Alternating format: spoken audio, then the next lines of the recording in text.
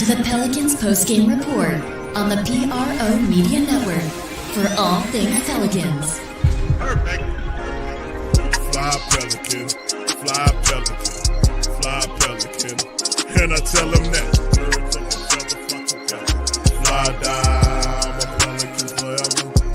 Yeah, ain't gon' lie, I feel flyer than I ever been. We stay ballin', this New Orleans, I'm a Pelican. It's going down in the nest, wild, wild west. Come in town and you best, show us some respect. 3-point threat, I better make it rain. If it's something, don't jump stupid like your ankle sprain. Always said, never hate the player, hate the game. Jumpin' where the dame late, punch a train. Post game, Big Q, talking about business. Bird gang, YouTube, they ain't flocking with us. Lock up the division mission, get into the finals. Finish competition, then it's going win the title. I know this flyer than you can get. Such a threat that the ref just might call a tag. You could double, you could press, but you can't check. Right, left, slide by you like a Eurostep. Fly Pelican, fly Pelican, fly Pelican.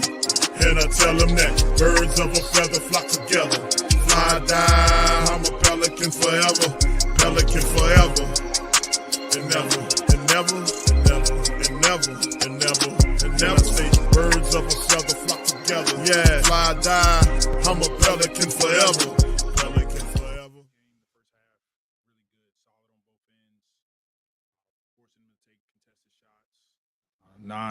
Non-paint contested twos, finishing possessions, and then the second half, and we just never could get back into a rhythm and settle the game down. I thought we did a good job of kind of weathering the storm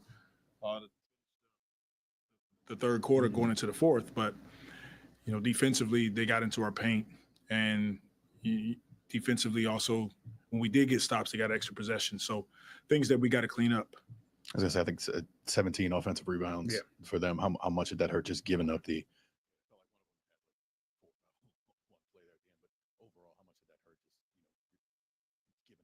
Yeah, their audio sucks.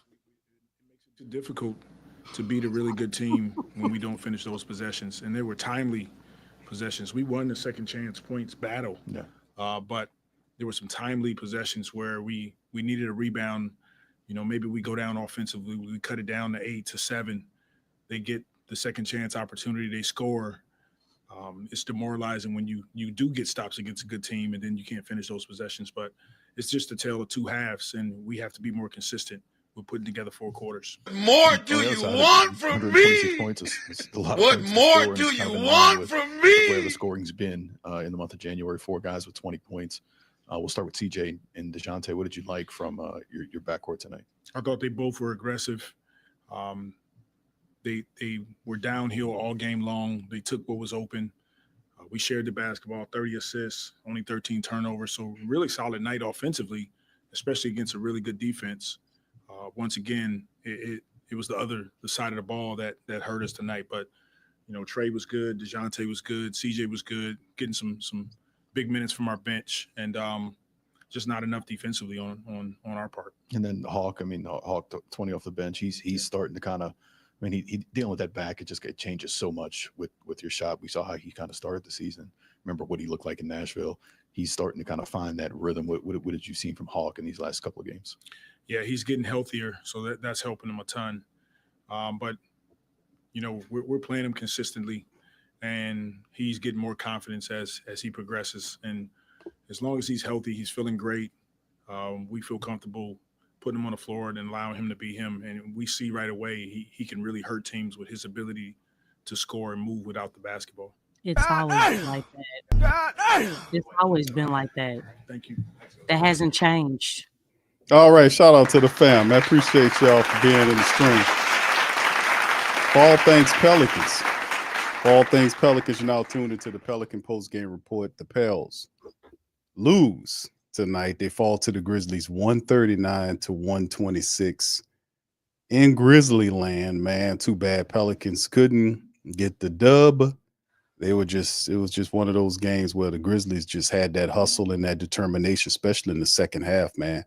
They really turned it up in that second half and took the game away from the Pelicans. a series where they just out hustled the piss out of them. That series where they had like 4 or 5 offensive rebounds. You seen Willie get upset there.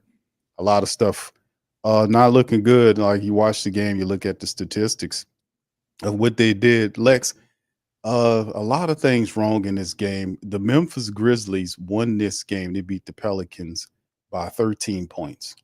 But the Pelicans went to the foul line 32 times against only 8. So the referees called a incredibly lopsided game in terms of giving the Pelicans 32 opportunities to go to the foul line versus 8 times by the Grizzlies. The Pelicans piled up 22 points off of free throws, still lose by 13. So it was other stuff that was going on in the game. I just found that very interesting. That lopsided discrepancy on the road, and we couldn't take advantage of it. So shout out to y'all. Y'all hit the like button, hit the subscribe button. Who did they foul? Who did they foul? Who got the you talking about for the Pelicans? Who got to the foul line? Who was at the foul line? CJ McCollum. He went. He's 66%. He was 7. He was 7 of 11. He went there, and then the next one was Trey. Trey was 7 of 9. DeJounte went 7 times. He was 5 of 7 as well. So, and those are the top 3 guys. CJ with his 11 attempts, Trey with his 9, and DeJounte with his 7 attempts. So there you go. But anyway, before we get into the stat breakdown, let me do the stat breakdown, Lex, and then we'll get into the coach's corner. We'll get into Lex coach's corner because I got your banner all ready for you. Oh, thank you. I appreciate that. But I'm sorry, like in past times when I was like, nah, you don't got to do that. I didn't know what you were talking about. Oh, you didn't know what the banner was? What I was saying? No, I think I was thinking that you were going to put my face on all the screen and everything, like look out close up and stuff where people can see all my pores and stuff. You know what I'm saying? Shoot, I think I was thinking that, but yeah, I actually recall like that's not what he was talking about, Lex. I'm talking about that. But yeah, all right, you got it. Let's go. All right, so here you go. So shout out to y'all. Appreciate y'all being in the live. The statistics brought to us tonight by guess who? It's Triple J, man. He was at Jaren Jackson Jr. Is putting these stats out to the Pelicans tonight. 101 attempts from the Grizzlies tonight against the Pelicans. 83 attempts, 45 of 83 for the Pelicans, 54.2%. Grizzlies were 56 of 101 for 55.4. 19 of 42 from downtown for 45%. Pelicans were 14 of 34 for 41.2%. Like I said, the free throws, 22 of 32 for 69% by the Pelicans, just 8 of 8 by the Grizzlies for 100%. 43 to 35, Grizz win the rebound battle, 16 offensive rebounds for them, 38 assists by the Grizzlies versus 30, 8 to 6 steals Grizzlies way, 4 to 3 blocks Grizzlies way. Pelicans only had 13 turnovers tonight against the Grizzlies. They gave up 20 points off of those turnovers versus 13 by the Grizzlies for 17 points off theirs. The fast break game, Pelicans won 22 to 21. Grizzlies 66 to 44 in the points in the paint battle. And of course, you go individual statistics, you'll see that the top guy for the Pelicans was DeJounte Murray. We had 3 20 points, actually 4 20-point scorers, and still lost by 13. Damn. Where's the fourth one? The fourth one is Jordan Hawkins. He had 20 points.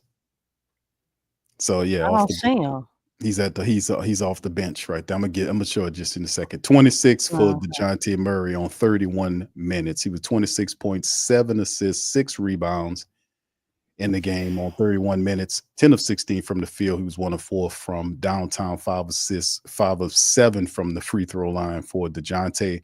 Top scorer, 22 apiece from CJ McCollum and Trey Murphy. Trey finished with 22 points, 4 assists, and 6 boards on 33 minutes. He was 7 of 14 from the field, 1 of 4 from downtown, 7 of 9 from the foul line. CJ, 22 points, 4 assists, and 1 board in 34 minutes, 6 of 11 from the field, 3 of 5 from downtown, and 7 of 11 from the foul line. Jordan Hawkins off the bench, 32 minutes for Jordan Hawkins.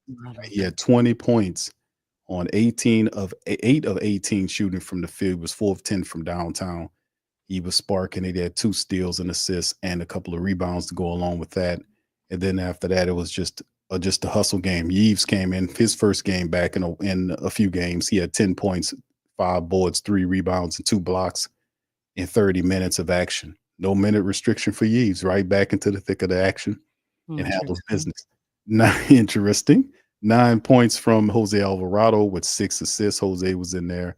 8 points from Javonte Green. He was 2 of 5 from downtown in 22 minutes of action. 4 for Tyson, 16 minutes. He had 4 points and 4 boards and a steal for Daniel Tice. Jeremiah Robinson-Earl put in 20 minutes as well. 5 points, 5 boards, 2 steals for JRE in the game. See, so that's pretty much the thick of those guys right there, as you can see. And the Pelicans go down by 13, 139 to 126. So, Lex, the runway is clear. Let's hear from you on the thoughts on why the Pelicans lost this game as we move forward in the broadcast. Well, we know that the Pelicans are notorious when it comes to reverting back to their normal ways. And I feel like that's what happened here. Again, it was a tale of 2 halves. You know, it was back to the typical script. What is the typical script? Well, the game was close in the first half. The Pelicans were on the boards. There was ball movement. The energy was okay. And all of you all know that I'm very high on energy. But I don't know, when I look at the Pelicans, you know, when the Pelicans play okay and when other teams play okay, there's a difference. There's a difference in the okay. You know, I feel like Memphis, they were playing okay, but their okay is not where the Pelicans okay is. Their okay is like, you know, is a little bit higher because they weren't really playing their best game. They didn't really have a whole lot of great energy in that first half. But in the second half, you want to know what happened? I said, like, this is before the street. Mm-hmm. All a team, especially a quality team. Let's remember this. Memphis is number 3 in the West. So this isn't a team like the Wizards. This is not a team like like Utah. Okay? They're not that type of team. This is a legitimate playoff team. And they've been, you know, winning, you know, some really good games. They really have. So the thing is, I say that because teams that are playoff teams, they know how to compete. Remember this? Second half, all they have to do is just turn it up. Turn it up to go to another gear just a little bit. It don't have to be a lot. It's still the same thing with the Pelicans. Turn it up just a little bit. And that little bit is just enough to get the win. That's how it's always been. Yeah. Okay, so we know the Pelicans can beat the Wizards in Utah, which they're 29 and 30th in the league, and the Pelicans are 28th. Okay? So the Pelicans have shown, hey, we can beat these teams. You know what I'm saying? Yeah, you're right above. And you always got to keep this stuff in perspective. It's not to clown or anything, but it's just understanding. Yeah. I mean, when we look at CJ, he had a 50-point game against the Wizards, and he had a 45 game against Utah. Let's think about that. And I did mention that, you know, on those streams. Like, that's great, But look who it was against. I would love to see a 50-point game against Boston. How about y'all? I would love to see a 45-point game against a team like Memphis or Houston or OKC. Yeah. You see what I'm saying? Like, there's a difference in the competition. They're still professional. And a 50-point game is still impressive. A 45-point game is still impressive. But you still got to keep things in perspective. You can't get too high or get too low on stuff like that. And I use that as an example to be like, look, there's a difference when you're playing the worst in the league compared to a legitimate playoff team. You ain't kidding, Lex, because the Grizzlies, I mean, they averaged 120. They're number one in the NBA in points per game. They averaged over 120 points a game. They put up 139 on the Pelicans tonight. So, I mean, they can definitely do that. Yeah. And then do I need to even mention the other part? You know, obviously, Taylor Jenkins. Man, Taylor Jenkins, he's one heck of a coach. A guy that's dialed into playing chess. Mm-hmm. You know, I mean, he does very well against Willie Green. And yes, just to kind of reiterate, because I think DC is dialed in to this as well. You know, Memphis Grizzlies are no longer little brother. Yeah, he changed. You know why? Because little brother was steadily growing at a pace, steadily growing, where you have the Pelicans. The Pelicans are not steadily, well, really, they right here. They're not steadily growing. They've been right here, down here, maybe up here. But we're not steadily growing. We're not ascending, you know, towards making noticeable changes. If you look at all the teams that, you know, that started off with the rebuild, you know, look at how they've risen in the ranks. They made a steady incline. You know, you look at Memphis, you look at the T-Wolves, look at OKC. Now you can add the Houston Rockets. You can even look at, you know, the Spurs. But you see how they're growing. That's not something that the Pelicans have typically done. It's like we've gotten to like complacent, being stagnant, but we really have not like grown. Because even last year with, you know, Zion and playing 70 games, Brandon playing 64 games. You know what I'm saying? The Pelicans were still a playing team. You know what I'm saying? Like, and, you know, look, OKC, they started off as not even making the play-in, right? Mm-hmm. Made the play-in. Mm-hmm. And then 2 years in a row, they've been the number one seed in the West.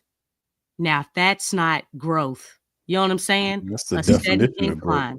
Yeah, you can see the incline, and that's what I'm talking about. You've seen that Houston, they didn't make the play-in. But you saw at the end of the season, last season, you saw their growth. You saw that hunger. You know what I'm saying? And that's the thing that Pelican supporters want. We want to see that steady incline. Like, okay, we're growing. We're going in the right direction. But we're not seeing that. We're not seeing that. It's whatever's happening with the Pelicans, man. It's as long as Zion Williamson is not able to participate in actual play on the game. I mean, gameplay in a way where it's a team building exercise. Because Trey Murphy, you can see his development. You can see him growing. You can see Yeeves. Yeah. You can see their maturity. Right. You can see Trey. You can see Yeeves. You can see a few of these guys, man. DeJounte Murray coming back around to what we knew he was going to be. And then CJ McCollum learning to play with those guys. You can see growth there. But in terms of the centerpiece of the team that will drive the team to where it needs to be, like next level, because like this it's team not looks there. totally different with Zion in the game. The Yeah. Pelicans look like an elite team when he plays. And that's even with his stupid minute restrictions and even the chemistry issues, because sometimes he's not getting the ball consistently. You know what I'm saying? You know, there's so much breakage, you know, him getting just acclimated in the game, but he makes a huge difference. I mean, can you imagine like being able to use Zion like fully to really capitalize, like to see what this team can really be if he didn't have the restriction, if the game plans were better, you know, if he was incorporated in the strategy a whole lot better, and you know, maximizing him maximizes the whole team. It really does. Yeah, that's a big part of it. Just getting them out there, man. That's the point. Now, I did hear one of the commentators on television say that Zion Williamson will play. It's not official, but you know, we did hear that he's supposed to play, and rightfully so. He should play against Charlotte. I mean, he, in my opinion, should have played tonight, but they held him out. But that's a part of it, man. You know, going forward, and we'll talk about that on the back end as we get ready for Charlotte. Now, to kind of pivot to the Charlotte matchup, Lex, because this is a team right now. They're from a record standpoint, they're 11-30. They're 7-14 at home. They have their own. They have a bunch of things that's going wrong with them as well. They're not very good, but this is one of the situations where the Pelicans should get back on the winning side of things by beating this Charlotte Hornet team. I mean, like I said, I think this is the time where you lost to Memphis. Like I said, I wonder what it would have looked like if I think the Pelicans. It would have been more of a complete game. Pelicans could have probably won this game, man. They had 4 20-point scores. Zion probably would have made a difference in this matchup tonight. But regardless of that, Charlotte is they're missing some people. We know that LaMelo Ball has a wrist injury. I think he will be out for this game. Brandon tomorrow. Miller, he's out for the season. He got season-ending surgery on his wrist as well. There you go. So you got Seth Curry. They said he's out. Miles Bridges is they're saying that he's. So I don't know what his stance is for tomorrow. They're saying he was out for Friday's game because they had Portland. They had Portland. I think tonight they had Portland tonight. Yeah, they had Portland, and they had Portland tonight. So they got a back-to-back too. So they had Portland tonight, and they lost. They're on a 2-game losing streak, so they barely lost to Portland 102-97.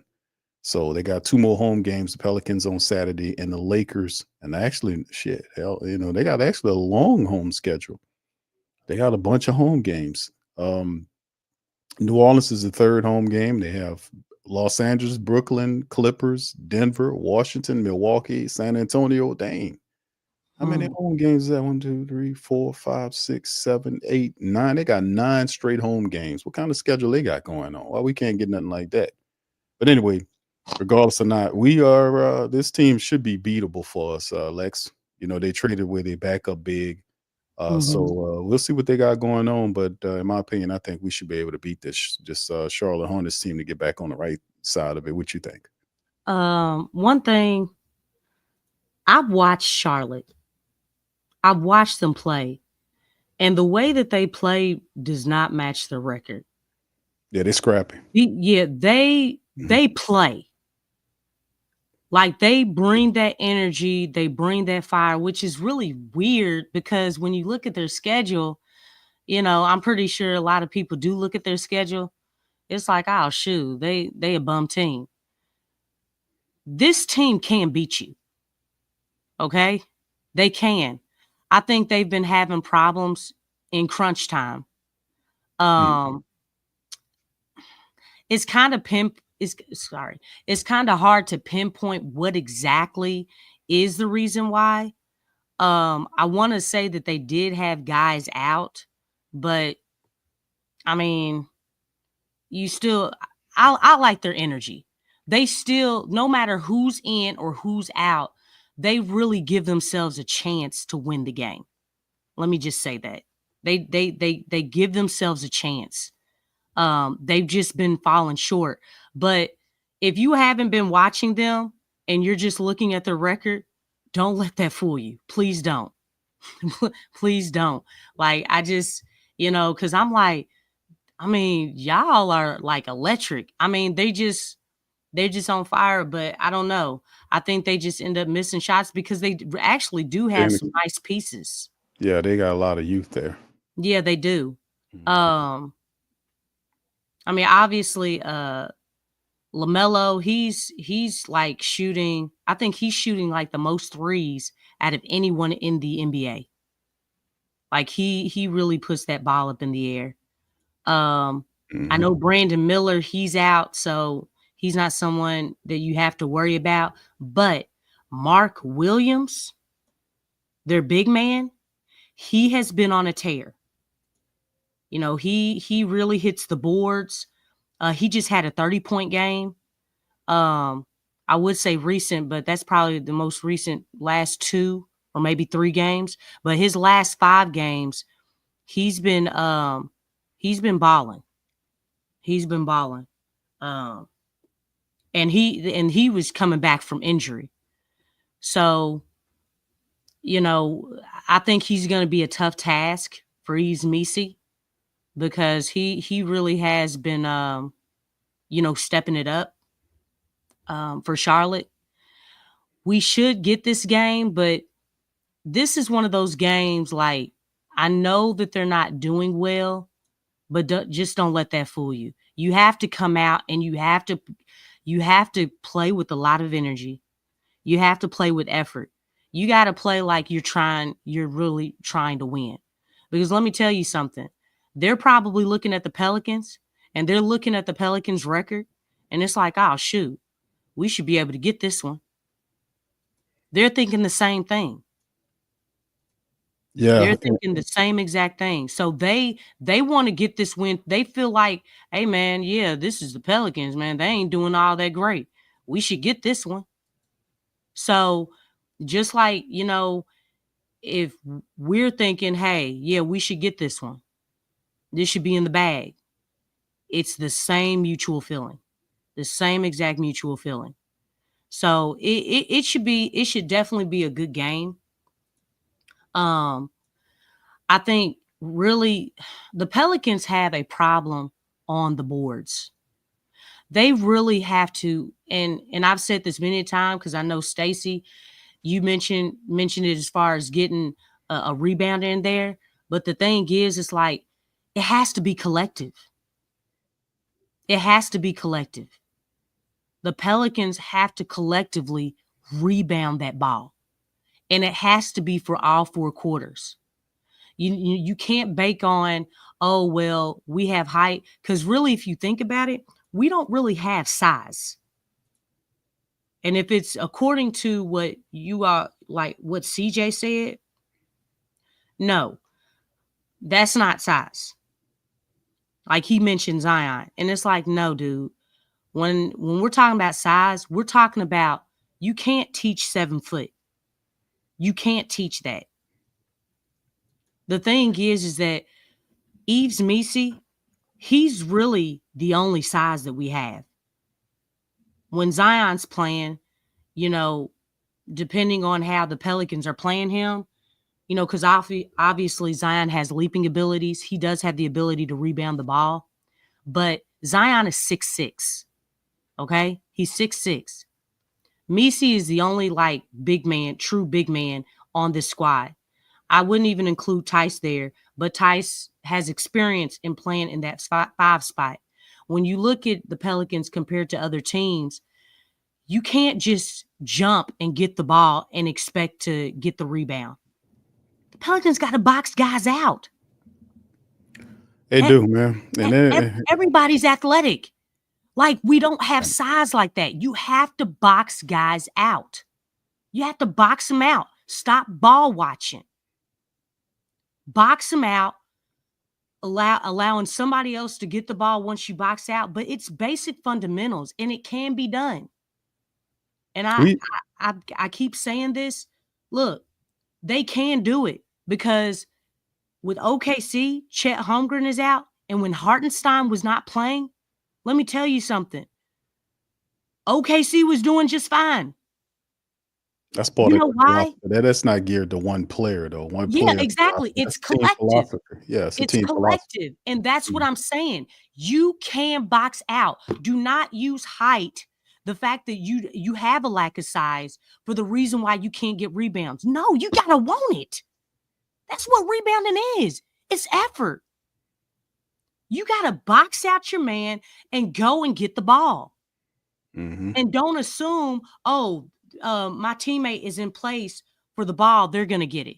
No, get the ball. You can't get out in transition without the basketball.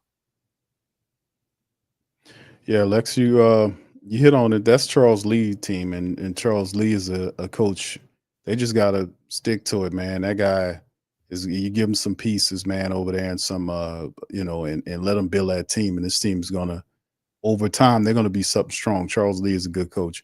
You look at, you're right. If you look at some of the statistics behind Charlotte's squad, they are a top 10 team in terms of 3-pointers made.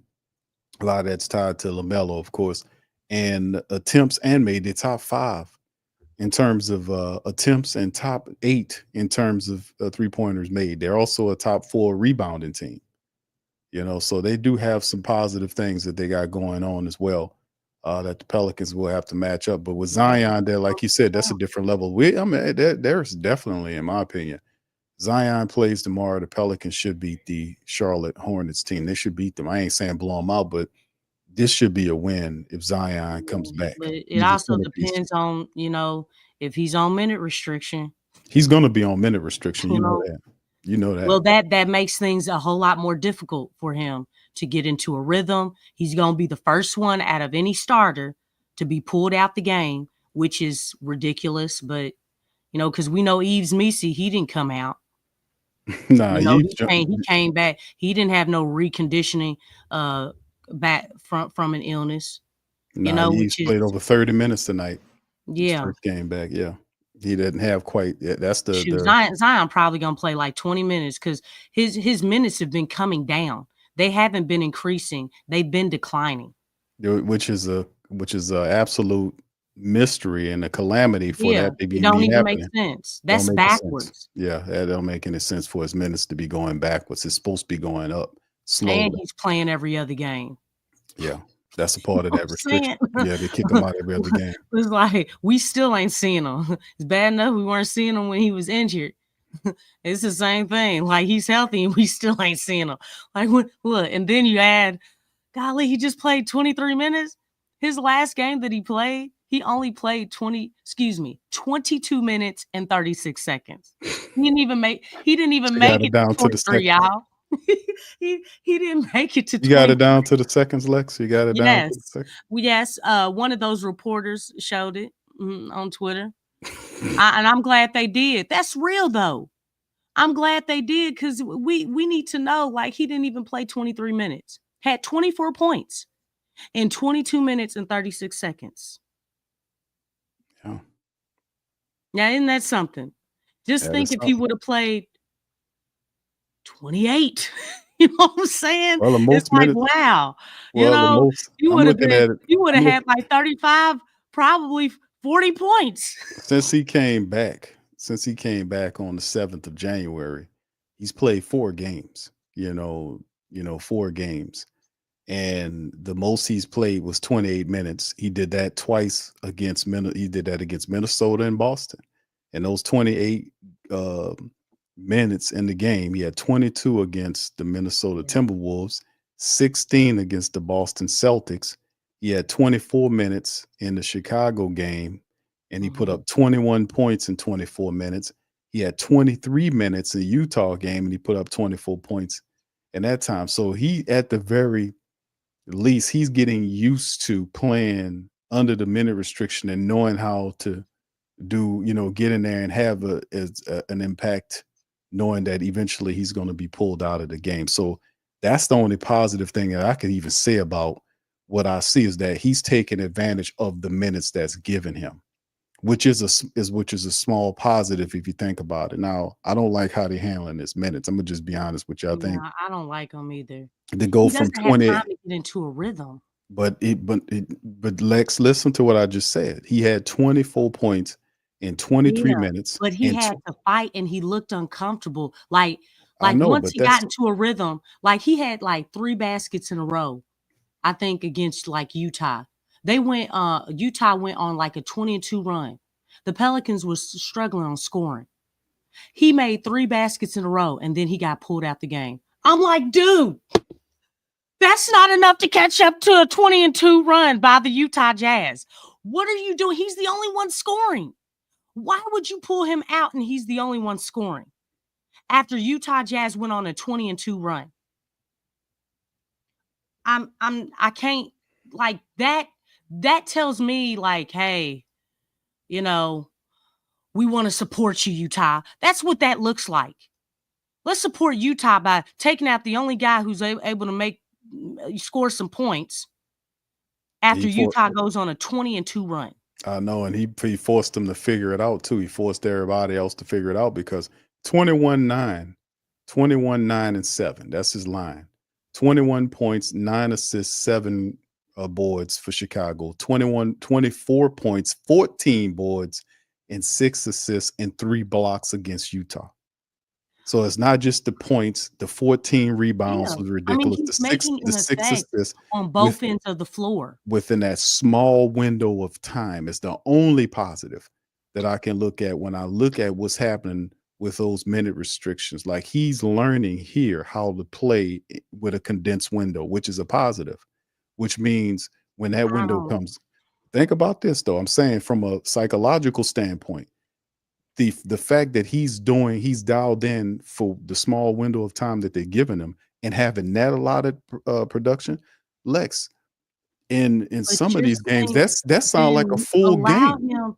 Allow him. No, that's not a full game, man. 24, 14, the way and that they 6. break his minutes up, though, it's like, dog, he just played for 3 minutes and you're pulling him out. I get what? that. I get that. That's not enough time, because sometimes, especially in that first quarter, it takes time for the starters to get acclimated in the game. They got to rev up. Yeah, they got to get in the rhythm. So the thing is like, that's not a good idea. I feel like that doesn't really help out. You have to at least allow him to get into a rhythm. And then when he finds it, pulling him out, like, if you know what? It's funny because if CJ is cooking, everybody's like, let him cook. Right? Let him cook. If he's out there and he's has it going, you know what everybody's like? Let him cook. I ain't never heard nobody say with Zion to let him cook when he's got it going. They ain't gonna do that. Exactly, because they're holding them hostage. They holding them back. Like, we can't even see we can't even see like his game, because you're not allowing him to get into a rhythm. And then when he does, you throw a wrench in his rhythm and go sit him down. It's not, and the thing is, Willie Green it's not going to override. That's medical staff. That's David Griffin. He's not going to override that. There you go. He's not going. He's not going to buck the system and say, hey, man, could we pull some of this stuff and touch? Because I don't think Willie Green is that organized where he knows exactly when to pull Zion Williamson. Somebody's telling him, hey, man, you might want to pull Zion out. It's getting close. He don't do that in any other thing. They want to bring him back like a minute 48 at the end of the quarter. Yeah. What is that? Kills me. It's no rhyme or reason. That is so broken. Yeah. And one time they brought him in at like 4 minutes, and they took him out at 1 minute and 1. I'm like, what? I'm gonna say it again. That's not. I don't think that's Willie Green. He's not that organized to know exactly when he's gonna pull this guy. I think somebody's telling him, hey, you might want to pull Zion out of there. That's what I think is going on. He doesn't do that. He don't think about the patterns of how he coach or whatever you want to call that. Remember, he doesn't do that with anything. With anything consistently, he doesn't do that consistently with anything. He don't have consistent adjustments when he needs to do it. He don't know when to call the timeouts when things are going awry. He don't do anything consistent where you can say, yeah, he about to do such and such. He don't do that with a lot of things. But the Zion Williamson minute restriction, he's definitely being remote controlled to call him and pull him out of there. So I mean, I know and look, you know how people used to say, man, we ready to see Zion unleashed. We ain't gonna be seeing that. You know what I'm saying? Not right now. We're not. We still have not seen that 6 seasons in. It's I would love to see him just play free without them interrupting his game and what he can bring to this team. And Don made a good point. Last year they did tell him to take a back seat. And you know what? It's funny because they found out, which is there really isn't anything to find out because we already knew how important with that ball being in Zion's hands. We already knew how important point Zion was. You know what I'm saying? Because they again, it was confirmed that when the ball is in Zion's hand, when he's the centerpiece, the team does way better than anybody else that you have, controlling the ball or whatever. And even with DeJounte, you see that tandem with DeJounte and Zion. And look at what they do on the defensive end. It's like it's almost like they're trying to take Zion and they're trying to make him a role player. Because if you think about it, he's being given role player minutes. And that's the thing. Like I said, the Pelicans, one of the main critiques and criticisms I have of the Pelicans is the fact that they don't have an identity they fall back into. Like we have these players playing, and you can see that they do in a role, they do pretty well. You can see DeJounte Murray coming out of the cocoon. You can see him facilitating, flirting with triple doubles, gaining the chemistry with Trey. Trey's out there. He's getting up on another level. You can see Jose come out there. You can see Jordan Hawkins did his thing tonight. So you can see some of this stuff happening with these players. But at the end of the day, the problem is it goes up to the top because these people don't have a clear, firm idea of how the team needs to move and what's the philosophy of the team. Like we talk about OKC, you talk about the Memphis Grizzlies, you talk about Houston. All of these coaches that are there, the first thing they do besides coming there, they install an identity. They find out what this team is going to be about, and they play behind their true to that identity. And that behind that identity, they build the culture of the team. Like you have Memphis known for the grit and grind, and that transcended several different eras of Grizzly basketball into their team moving forward. So that grit and grind situation, when guys like Zach Randolph and all those guys are long gone, a lot of that philosophy still sticks with the team. That's the overall mentality of the city, is that this is the grit and grind. When you come to the Pelicans don't have such an identity. They don't have any philosophy. They have a worldwide phenom in Zion Williamson, which they are extremely scared of. They're trying to control everything. Let me play this right here. This is McAfee. This is what McAfee had to say about Zion Williamson. Y'all listen to this. Put one in the chat if y'all can hear this clip. Get an update on Zion. I think he's back. He's looked great. He actually looked like he's in shape, which is huge. Are we hopeful that this is going to be like a rest of the season thing? Or are we kind of penciling in him getting hurt again and missing the most important games of the season? Or do we not have to worry about that anymore? And this is the Zion we should come to expect kind of for the rest of this season and future years here. Schmitty, listen, we of course need and want to see Zion Williamson play for extended periods of time. I'll be honest, I don't know how many important games the New Orleans Pelicans are going to have for the remainder of the season, just looking at their record. But having Zion Williamson on the floor is the biggest thing that they need for the rest of this season, and they need him to continue to build on it. From everything I hear, and people might think it's crazy, but Zion Williamson really is in the best shape of his career. Since his rookie season. He hasn't been as light as he is.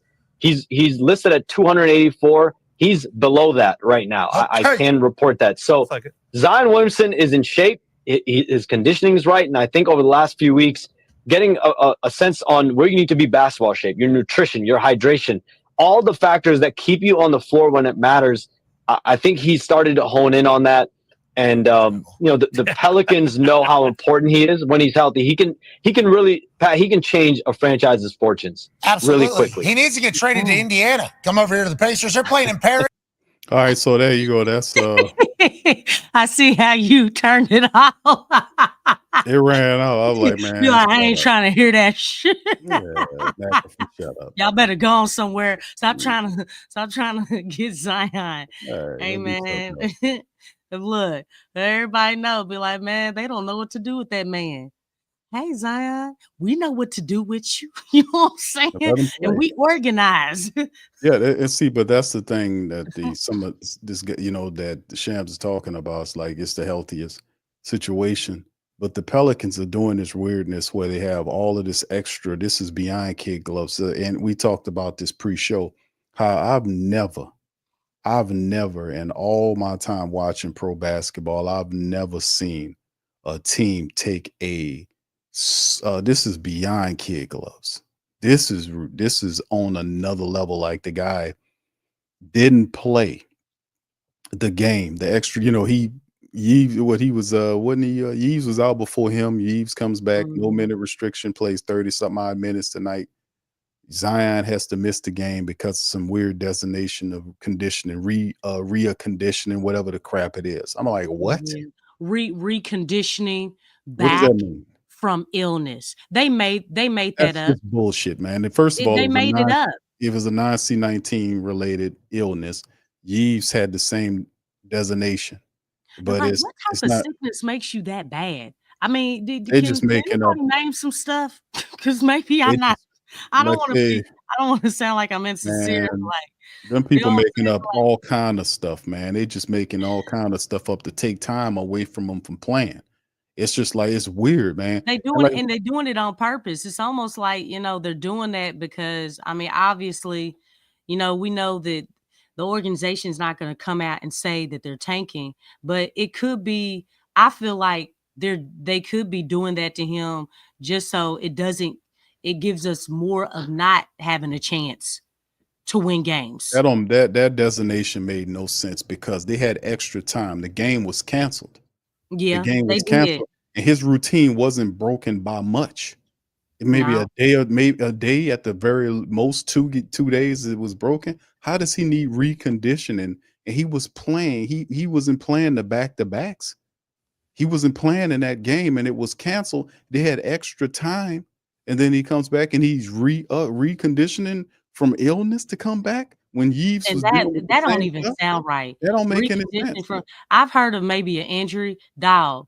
From I've being never sick, heard that before. You sneezed, you had a cough. I mean, really? Laryngitis, something? I don't know. But come on, man. Like, this is ridiculous. And I don't know for anybody who hoops, because I've hooped, when I was sick. Man, Jordan, you know what I'm saying? He had flu. It's different now, but yeah, you know what I'm saying? Like, actually, it feels good to hoop because it opens up your lungs. You know what I'm saying? Like when you getting up and down the floor. I actually enjoy hooping when I'm sick. It feels draggy at first, but once you get out there, it's like it kind of, anytime you're moving and working out, it rejuvenates you. It really does once you start, getting dialed in. But it's about just getting out there and doing it. But I don't know. That's just weird to me. They just make up all kinds of things. Yeah, I did not like that reconditioning from. I never heard nothing that silly before, and the fact that it didn't apply to Yeeves, but it applied to Zion. Any little thing that you can do to stop him from playing, they do it. Any little thing, stupid comments like stupid ass designations like reconditioning from illness. It wasn't C19. They already said it was C19 related, both Yeeves and him. The NBA should find the Pelicans for, man, that was the dumbest excuse. You know what I'm saying? Now, for real. Awful, you know what I'm saying? If I'm the NBA, I would find them for every stupid thing that the excuse, like, dog, no, that don't make sense. That don't make sense. That was because everybody has seen trash. Zion. Zion's been playing well. You know what I'm saying? He's been getting up and down the floor. I'm like, yeah, we're gonna find y'all 10K. Don't come up with that stupid excuse again. I wish they would do that. I really do. And put pressure on the Pelicans. Like, stop hiding him. Because sometimes I feel like, man, Zion is the best kept secret in the NBA. Hell, like you're right, he is. You know what I'm saying? Because it's the tease right now. What you're seeing, like I just told you about them last 2 games that he played in against Chicago and Utah. That ain't nothing to sneeze at. And like I said, I'm gonna say it again. In the Chicago game, he almost had a triple-double in 24 minutes. Yeah. And that was no help from them because they were breaking his rhythm. Lex, he almost had a triple-double in both of those games. I know. Just think if he would have played just 28 minutes instead of declining, you know what I'm saying? At least get to 28 minutes. Because remember his first game back, he played 28 minutes. That's right. And then from there, it went to 26. Now he had 2 28s. Then it went 24. He had 2 28s? Yeah, 2 28s. Okay, but it didn't go up, right? It went down. It went down. It went 28, 28, 24, 23. 22 and 36. There you go. 22, 36. You know what I'm saying? All right. Shoot. Hey, them reporters, I don't know if it was Will Guillory or the other man, I forget his name, but one of them, hey, they stated specific. Because you know what? I bet you they put that down because they were probably frustrated. Like, why is he playing 22 minutes and 30? Like, why couldn't he play more? You know what I'm saying? Because they want to see him. Yeah, the reporters want to see him. Come on, man. Right. Oh, man. Yeah, that's the part about it that's also very interesting is the fact that people want to see Brandon Ingram play. I mean, not Brandon Ingram, Zion Williamson play. I would love to see Brandon Ingram play too if he could. Man, ain't nobody. I ain't heard nobody mention him. Ain't nobody even tripping. Well, they haven't. Well, guess what? No, we're gonna talk about him right now. Here we go. Oh, wow. There you go. All right, here we go. There you go. Perfect segue. Perfect segue. Okay. All right, so let's cover this, Lex. NBA rumors. Insider shares update on Brandon Ingram's potential trade suitors if healthy. All right, this is from Clutch Points. NBA Insider speaks on some teams that could be interested in a healthy Brandon Ingram. Okay, who the hell wants to deal with BI? Let's see. There has been an update regarding the trade speculation of the Pelican star Brandon Ingram and the possible suitors for him ahead of the February the 6th deadline. Boy, that deadline trucking to us.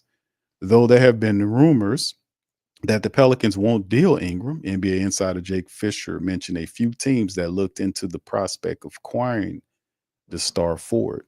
All right, and he says on Bleacher Report show, the NBA Insider Notebook, Fisher spoke on such the teams Milwaukee, Sacramento, that have been needing to improve on the wing. He mentioned how some of the trade talks have winded down due to his ankle injury and general history.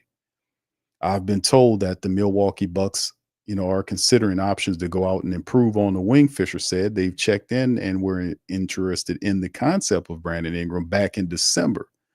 But like that's one conversation that I know hasn't continued since he's been injured. Same thing with Sacramento. That's someone that they consider dating back to the past summer. How can the Bucks, how can anyone think about acquiring him if he's not at full strength? Fisher continued, I think the Pistons make some interesting sense, but I've been told there's been no conversation there at all between Detroit. Ingram could be on the Pelicans after the trade deadline. Do tell. Fisher also mentioned Pelicans being a team that could use Ingram, but he said not even a week ago that the 27-year-old does not come up that often in talks around the league.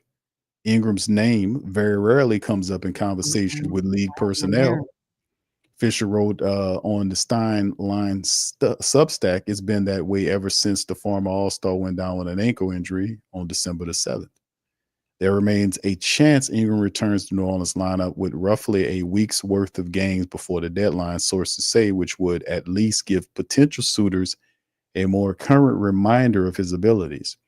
I'm told the Pelicans still remain open to re-signing Ingram this summer after the sides weren't able to agree to a contract extension this past offseason. Fisher continued. Ingram sources said was not amenable to New Orleans offers that landed $40 million range in annual value. Yet it could be he said, yet it could be just as challenging for Ingram, who makes $36 million this season, to find the type of money available on the open market this summer, just as often said about Jimmy Butler's request for a high dollar contract. If the back with Miami Butler declines his $52.4 million player option for 25-26, boy, you're going to cost yourself a lot of bread. Pelicans are 12-32, which puts them in the 14th in the West, ahead of the matchup against the Grizzlies on Friday. So that's some of the information about Brandon Ingram. There's also some stuff that they talked about in terms of not this particular writer, but also sign and trade possibilities and all this kind of stuff. So, like we saying, man, it is getting close. Family, it's the 24th today. Mm-hmm. It's the 24th. The trade deadline is February the 6th. I told you it's trucking, man, and it's a couple of weeks away, man. It's gonna be here very soon. So we'll see what the Pelicans got going on with BI, the Zion Williamson thing, the record, everything that's been going on with this team, man. It's been a tumultuous season, to be honest with you. Lex, go ahead, what you thinking on this article? You know what? And Stacey, I just saw your comment, man. You know, as far as, Brandon, he may walk, but I really feel like along those lines, it may turn into a deja vu of Jonas Valanciunas. And y'all know I've been saying that. The Pelicans let Jonas walk. Didn't get nothing for him. And this is looking like the same exact pattern. The same exact pattern in back-to-back seasons. And the thing is, if that's true, if the Pelicans do want to re-sign Brandon, how is that? That is directly going to hurt Trey Murphy. That's directly going to hurt him. And we've said many a times, Trey Murphy needs opportunities. Another guy who needs opportunities, Carlo Makovich. Right now, you don't know what you have unless you play guys, unless you see what they can do. Trey Murphy has finally got the opportunity to play consistent minutes, being a starter. In just the small amount of time that he's been a starter, look what we've seen from Trey Murphy. What have we been talking about these last few weeks? Trey Murphy, his game is elevating. It is. It's maturing. It's growing. Why? Because he needed the opportunity. You needed to move anyone and everything that was in his way, because that was blocking his growth. And look, I'm going to tell you right now, from here on out, I don't care who's back. You cannot bench Trey. You cannot bench him. You cannot do that. That's a crime to the game if you're benching him. So that means if Herb is back, if Brandon's back, which Herb, he's out indefinitely, so that kind of helps the situation. But if everybody's available and you still have Brandon on this team, you cannot bench that guy.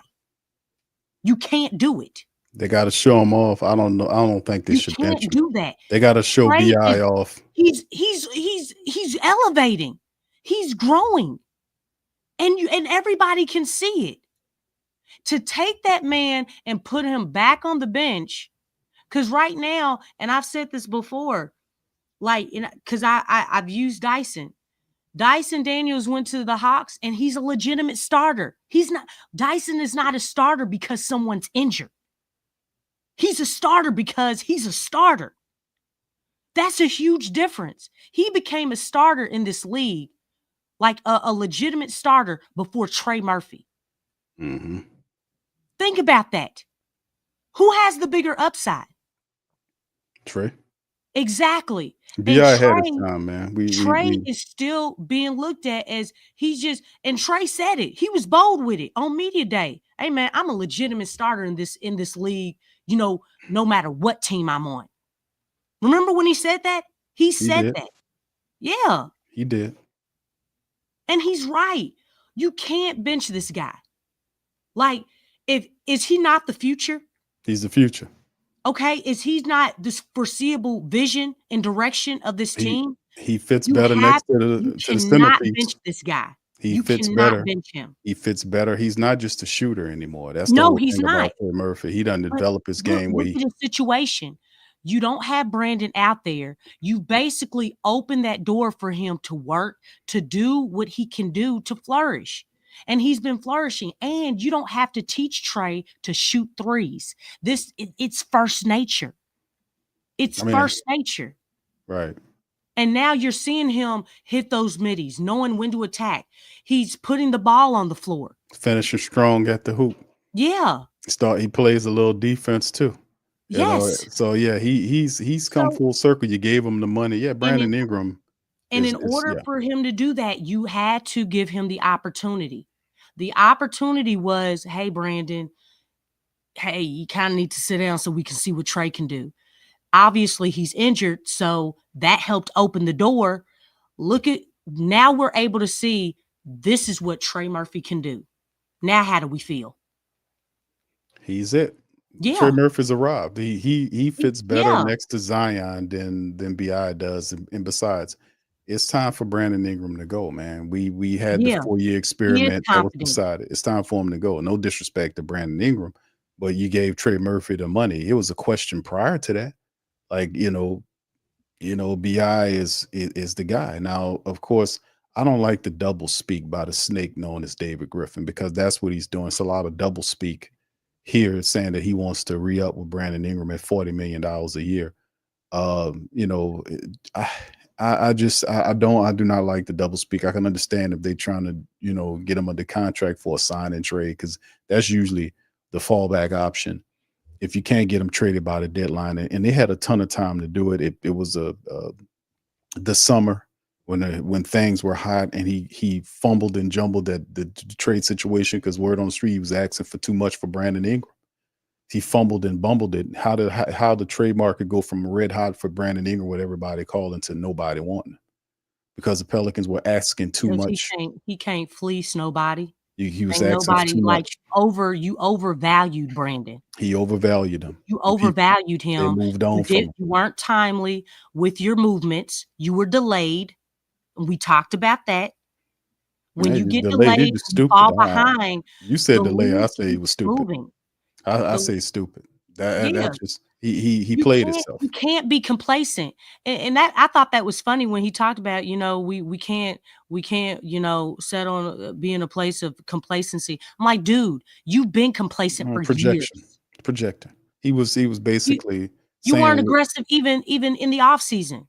Lex, let me say this. This dude, we've been calling out David Griffin for a while. He disappeared. Mm-hmm. He's a guy that loves to be in the public view. He sneaks in during games to talk and run his mouth. Mm-hmm. He says things that undermines his coach at time. We know that he is he's a snake oil salesman. A lot of my message I've been calling out on this dude for a long time. Notice his behaviors. The flock has really affected him, because a lot of the stuff that he was doing, he's not talking like he used to. Usually he would, if he wasn't feeling these words and listened to what we're saying, he wouldn't be ducking and hiding right now. I mean, he has nothing to say. He's literally running and hiding from questions about what the hell is going on with this team. Yeah. What are you doing with Brandon Ingram? Why are you speaking out both sides of your mouth about Brandon Ingram, and you saying that you've seen enough of it and it's time to go, and all of a sudden we open the door for Brandon Ingram to come back? That you got Trey Murphy. You can't have both.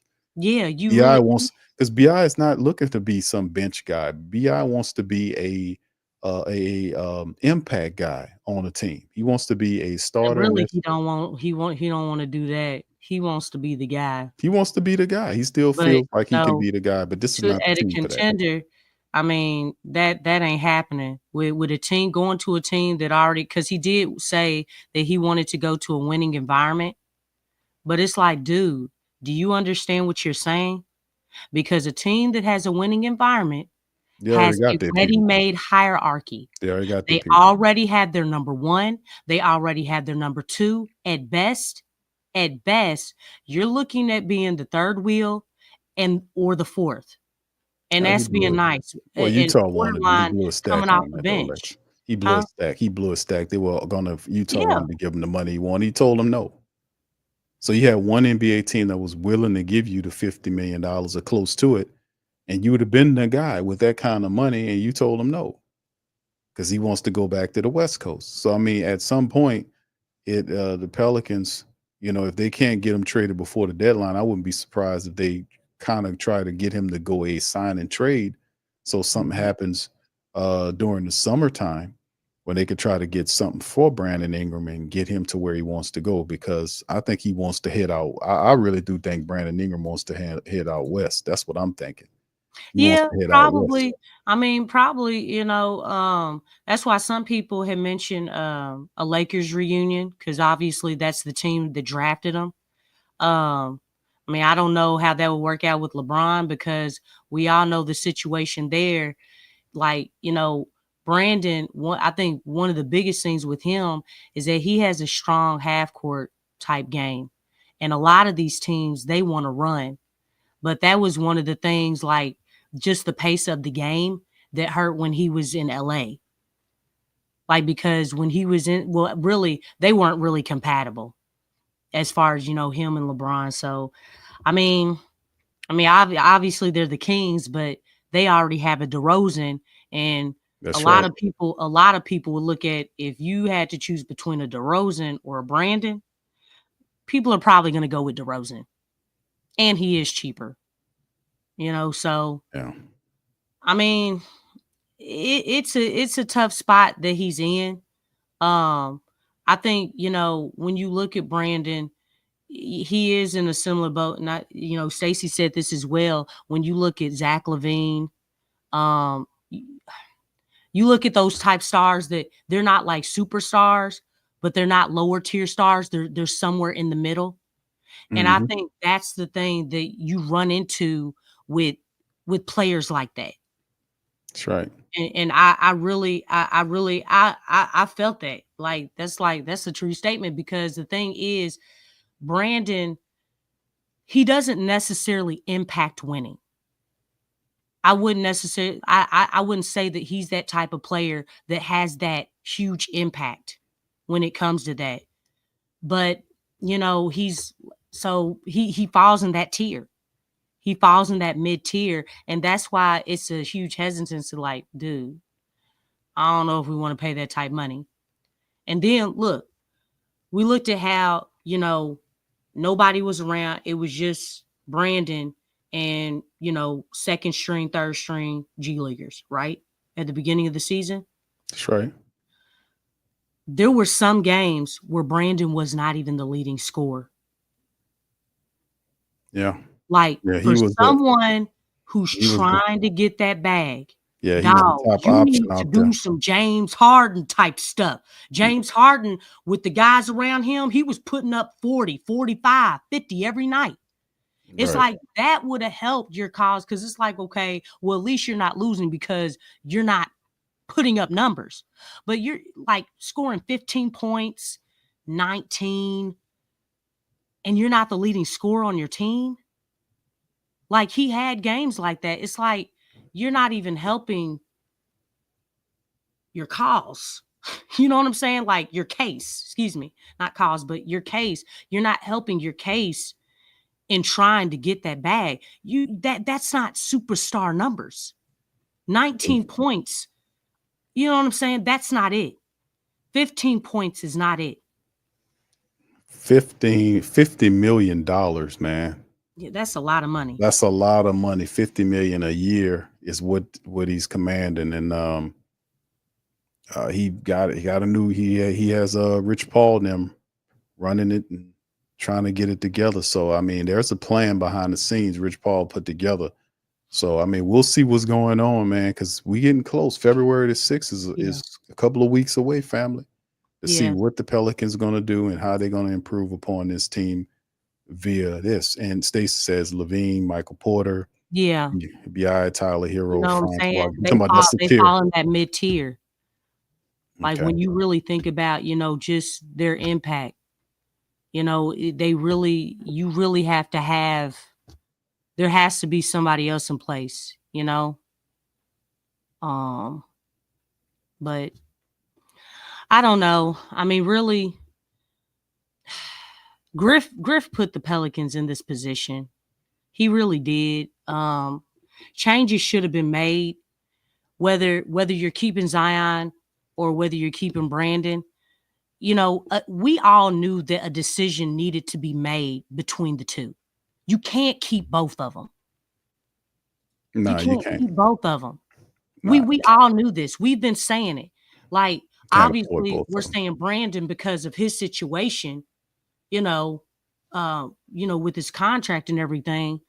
But it's like these guys, they don't even have the greatest chemistry.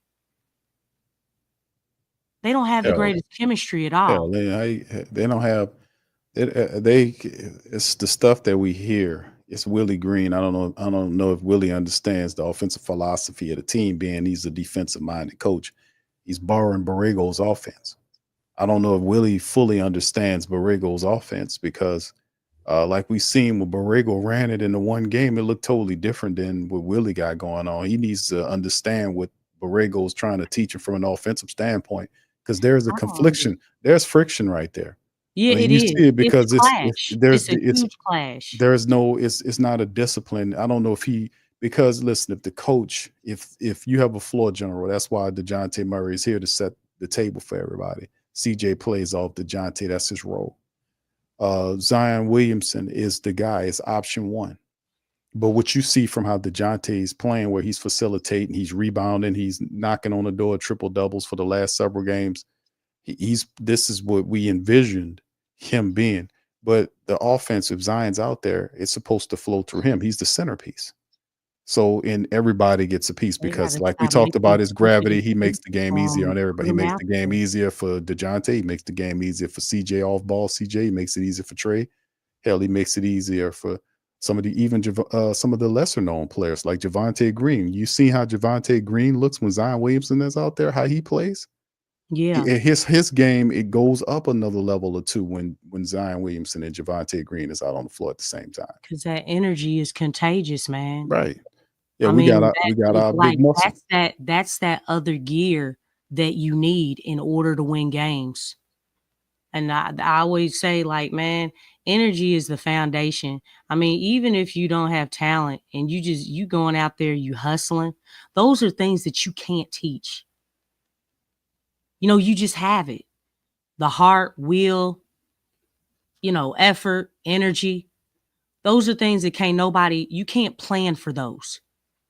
You can't, the opponent coach cannot be like, okay, we're going to take this away. We're going to take this away from this guy. Good luck with that. Because the thing is, if he wants it more, you know what I'm saying? And he's, being successful, you can't counter stuff like that. You can't counter. I mean, you can try to throw him off course, but if somebody look at Jose. We see it all the time with him. The dude's a pest. What coach is strategizing? All right, how can we take this guy's pest away? You know what I'm saying? Like, it's not possible. Puppy power. You said, did you say puppy power?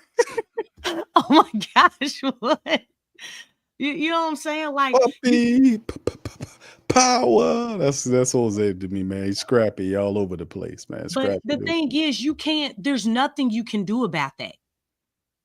You just have to look at it like, okay, he's a little guy. Let's try, whatever guard he's on, let's try posting him up down low. You know what I'm saying? You can probably do that. But as far as having a game plan on this guy's energy, him being a pest, just being a gnat, like just annoying, you can't do anything about that. And that's why that energy is so important. Y'all got to be ready to play and come out from the jump and step on people, man. I wish that entire team had that Jose Alvarado spirit, man. I wish they did. We'd be a lot better off having that, man. Just fighting every how many moment games we could have won. Yeah. The fact, because you could see early on, there were so many games that this team could have won. Like, we could have had like a 500 record. Yeah, we definitely simply because, hey, man, you need to talk to these guys. A lot of guys, they're not getting normal minutes that early on, they weren't getting normal minutes that they normally get. So it's like, you need to tap into those competitive juices of theirs and be like, hey, man, I don't know. Look, whoever's coming back, they're going to be coming back and your spot's going to be the first one taken. Now, you got a grand opportunity here to go out there and bust your butt and tell me why you should get more minutes. Light a fire under their belt. They know that they're going to play, but now it's just not about playing. It's about securing playing time. That's how you speak to these guys. Because guys who don't get a lot of playing time, what do they want? They're trying to be in a position where they can continue to play the game that they love and make some money, because not everybody is in a LeBron James position or Steph Curry. They've secured the bag. Whoever secured the bag. You have guys that not everybody has that. You have guys that are on two ways. You know what I'm saying? Like, they can be waived at any time. You got to tap into that. Hey, man, I need you to level up. That's what you do. And we could have won those games. Could have won those games. A lot of the games we should have won. The Boston game should have been a win. They had a bunch of games the Pelicans had in their hands, and we kind of let them get away. Right now, the Pelicans over the last 10 games are 6-4. They're currently 12-33. In the second to last place in the Western Conference standings. 24 and a half games below the top seed in the West is where the Pelicans are fixated. So with that being said, all they can do is focus on just one game at a time approach. We've seen some improvement on some of the players. We've seen DeJounte, we've seen Trey, we've seen even CJ playing better with DeJounte, but they look different, like we've said numerous times here, when Zion's there. So the word on the street is Zion's supposed to play tomorrow against the Charlotte team. So we'll see exactly. Who said that? That's the commentator. I heard, I think Joel Myers said, he may referenced it on the broadcast. So we'll see. Shouldn't be anything stopping them from playing.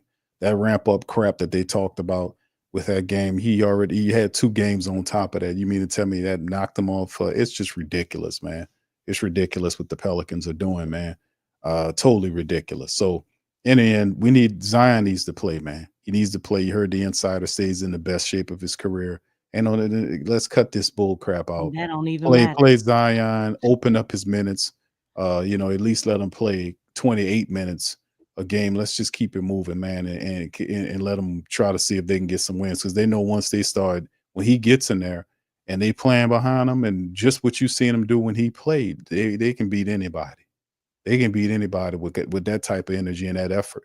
They can beat anybody. So we'll see what they do. But David Griffin, man. David Griffin is a real piece of shit, man. I'm just going to tell you the truth, man. I really despise what he got going on. I disrespect what he's doing with the Pelicans organization. And really, I can't be really too mad at David Griffin, because he found a first-class moron in Gail Benson. All she cares about is money. And these are idiots running this team, and they are doing absolutely nothing to check any of these people. And he found the perfect place to be. He found the perfect place to fall, a perfect hole to fall. Play the game way better than Demps. Ain't nobody taking. Yeah, that's right. Is nobody holding him accountable, checking over his shoulder. None of them. They too stupid to do it. So in the end, if this is the same stuff that's happening with the Saints, that's happening with the Pelicans. This is stupid trash leadership, and it's at the worst. And this is what it's going to be until some change. So that's where we are. But anyway, we're going to cut it off at that. We'll be back tomorrow. Because tomorrow the Pelicans take on the Charlotte Hornets. The game is for 6. The live scoreboard will be up at 6. The recap stream will be up at 8:30, between 8:30 and 9 o'clock. We'll recap all of the action. And what's supposed to be it's Zion plays, Pelicans beat the Hornets. No disrespect to the Hornets. It's going to be a scrappy fight. But in the end, we should be able to get this victory, no doubt about it. And, of course, we'll open up the phone lines tomorrow for the family members. I know people got their heart set on giving their words. Just hold your word until tomorrow. We'll open up the phone lines for the family members to chime in tomorrow on our Saturday stream, man. And y'all can make sure you have a good connection. Make sure you got a good phone and not a janky one. Please, no janky-ass phones, please, fam. Don't have audio like the Pelicans. Yeah, don't do what the Pelicans do. Please don't do what the Pelicans do. All right. So anyway, with that being said, we're gonna get out on that. I appreciate y'all for listening, man. Y'all do us a service, man. Hit that like button, hit that subscribe button, and share the show on social media. That helps the Pelican Postgame Report #1 in the Flocking Nation. So we're gonna holler at y'all tomorrow night. Much love. Go Pelicans. You're listening to the Pelicans Postgame Report on the PRO Media Network. For all things Pelicans. Perfect.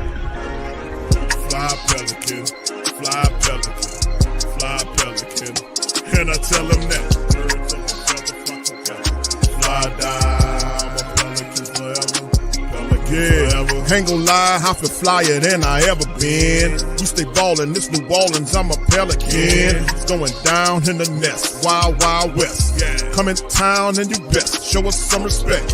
3-point threat, I better make it rain. If it's up, then don't jump stupid like your ankle sprain. Always said, never hate the player, hate the game. Jumping where the dame late, bunch of trains. Post game, big Q, talking about business. Bird gang, YouTube, they ain't flocking with us. Lock up the division mission, get into the finals. Finish competition, then it's going win the title. I know this flyer than you can get. Such a threat that the ref just might call a tag. You could double, you could press, but you can't check. Right, left, slide by you like a Eurostep. Fly Pelican, fly Pelican, fly Pelican. And I tell them that birds of a feather flock together. Fly down, I'm a Pelican forever. Pelican forever. And never, and never, and never, and never, and never, and never. Say birds of a feather flock together. Yeah, fly down, I'm a Pelican forever. Pelican forever.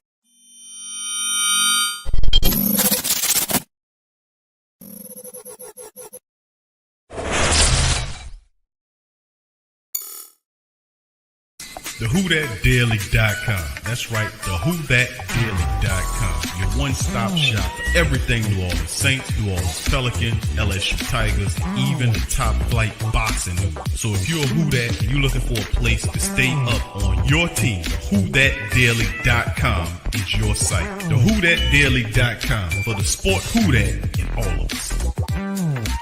That's right, the Pro Shop is the platform store where you can go and buy all the latest merch to support the platform. Available at the Pro Shops, we have dozens of hundreds of products available for you and your family. Unisex tees for men and women, hoodies and sweatshirts, tank tops, kids and baby items, long sleeve tees, mugs, pillows, wall art, bath bedding, face masks, phone cases, stickers, bags, fanny packs, socks, hats, and many other items. Please feel free to check out the Pro Shops. The link is in the description section below. And remember, it helps the platform continue to grow. Check out the Pro Shop and Who That.